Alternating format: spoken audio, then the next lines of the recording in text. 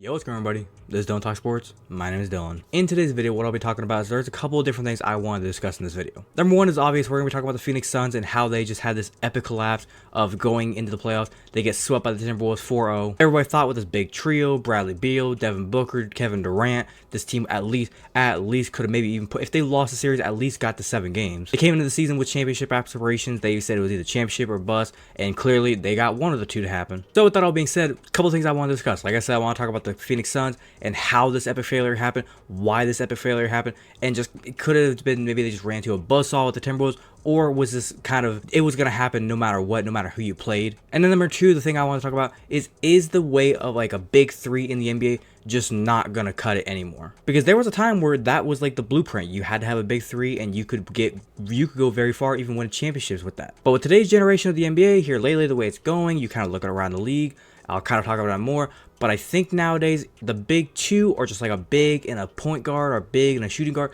that can work pretty well for some teams. But I'm going to stop rambling. I'm going to get straight into this. So if you're going to enjoy, as always, make sure you go and drop a like onto the video. Be very much appreciated if you do so. But without further ado, let's get into it.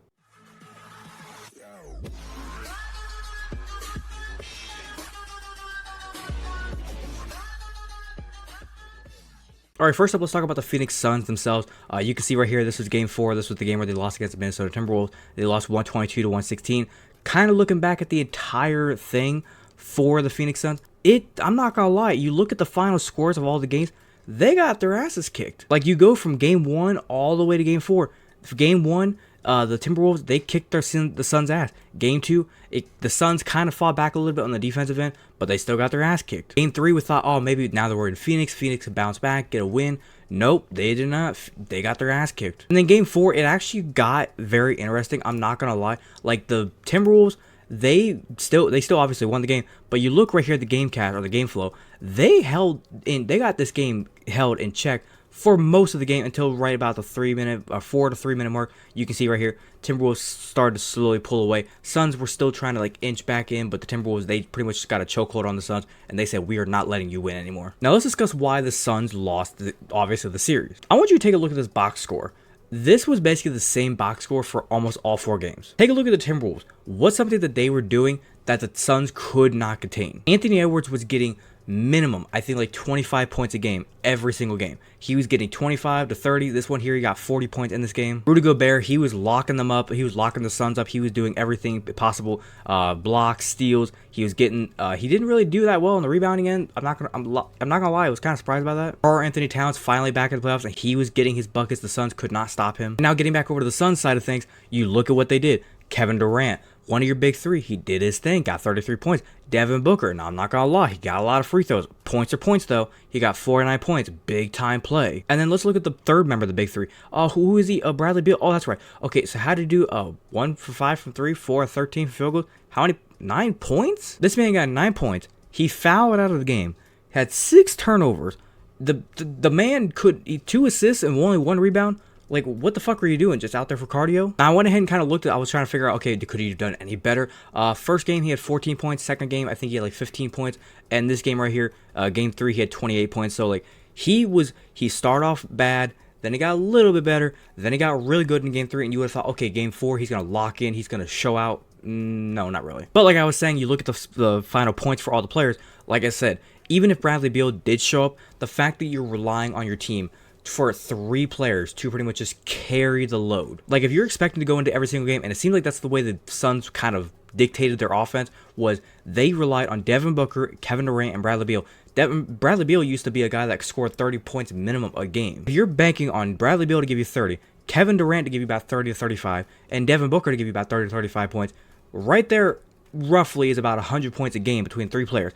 The 100 points generally can give you a win if you have some amazing defense. And then what you're kind of banking on then with that happening is you're hoping that the rest of your players on your team can go out there and just give you some 5 points each a game. And clearly they kind of did that, but it still wasn't enough. The problem with the Suns is they don't have any like shooters or solid just defensive guys. Nurkic is a okay defensive guy, okay defensive center. Russ O'Neal was brought in there to be a shooter, be a scorer, and he, I mean, 6 points. Like, come on, man. And the fact that you only played 3 players in your bench kind of shows that you don't trust the rest of your roster. Now, kind of looking at the Phoenix Suns for the 2023 season, as you can see here from this website I pulled up, looking at their offensive rating for the season, they were 28th. 28th. Looking at the defensive rating, they were actually pretty good. They were 3rd. Net rating about 18th. Field goal percentage, kind of efficiency 15. So like they were kind of like middle of the pack on a lot of things except for offensive rating. And the reason that is because, like I said, when you're banking on 3 guys to do all the heavy lifting and then the rest of your roster is like just kind of running around doing cardio, you're not going to go far. Now, like I kind of said in the intro about how I said the big 3s are kind of going away and the big 3 kind of is moving now towards like just a big 2, I guess you could say. Let me kind of explain. Let's go through the standings, and I want to kind of give you guys my explanation of what I mean by that. You're kind of looking around at the way the teams are going, the way teams look now.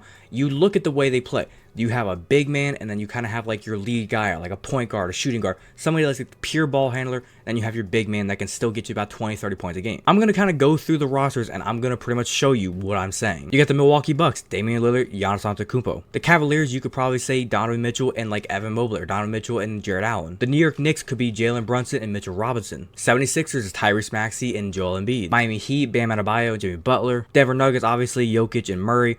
You got the Oklahoma City Thunder with Shea and Chet. Timberwolves is now with Ant and Rudy Gobert, or Ant and Cat, whichever one you want to prefer. Dallas Mavericks is kind of like Luka and Kyrie. And the list just goes on and on, but you get what I'm saying.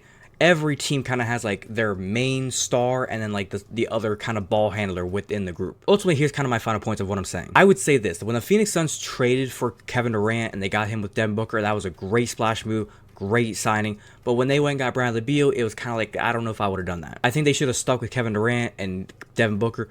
Don't get Bradley Beal, because then you just trade away a lot of the players that you didn't need to get rid of. You gave up a lot of money for a player that you now are kind of stuck with. If they could find a way to get rid of Bradley Beal and just keep Kevin Durant and Devin Booker, get some shooters, get some defenders, get playmakers around them. Get guys that with Kevin Durant and get Devin Booker are trying to drive, they can kick to the corner, hit open shots. They can get some good centers in there that can block and defend guys like they're in the Western Conference. Guys that can defend Rudy Gobert, Cat, Jokic, Anthony Davis. These guys need defended. You need some defense in there. Plus, also now with this happening, I'm not sure if this news is going to break before or after I post this video, but I'm pretty sure, I'm about 99.9% sure the coach is going to get fired. If he doesn't get fired by the time this video goes up, I'm making a prediction he's going to get fired. But if he is fired, so be it. He probably needed to go. But like I said, with the Phoenix Suns, this was an epic disaster of a season. I'm not gonna lie, which one was worse, the Phoenix Suns or the LA Lakers? Both are bad disasters, but that'd be like a fun comment for you guys to leave in the comments. Which one was a more of a disaster season, the LA Lakers or the Phoenix Suns? But like I said with the Phoenix Suns, if they're gonna fix this going forward next season, I think they need to trade away Bradley Beal. You might hate that take, it might be a hot take, but trade away Bradley Beal, get him gone, keep Kevin Durant, keep Devin Booker, and then build around these two. Any piece that's not working well with those two, get rid of them, pitch them to the curb. Get shooters, get defenders, get players in there that can work well with them. And hopefully next season, maybe you bounce back, you win a first round series and go from there. But other than that, I think I'm going to wrap it up there. Hopefully you guys did go and enjoy today's video. If you did enjoy, as always, make sure you're going to drop a like on this video.